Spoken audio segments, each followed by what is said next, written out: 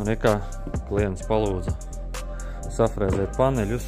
Šādi būs kopumā 12 paneļi, 3 izmēros, pa 4 katrā izmērā. Tad šitie šaurākie, tad ir vidējais izmērs un pavisam liels uz 1,55 m.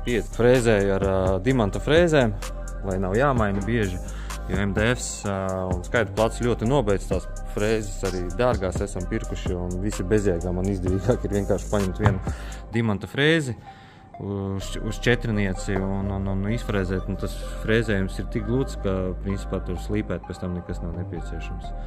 Tīri pāriet pāri, varbūt kādu matiņu noraut nost, pāriet pāri un visu, un var krāsot un darīt to, kas ir jādara.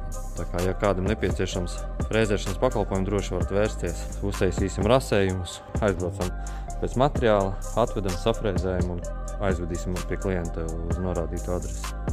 Nu, ka visi paneļi gatavi.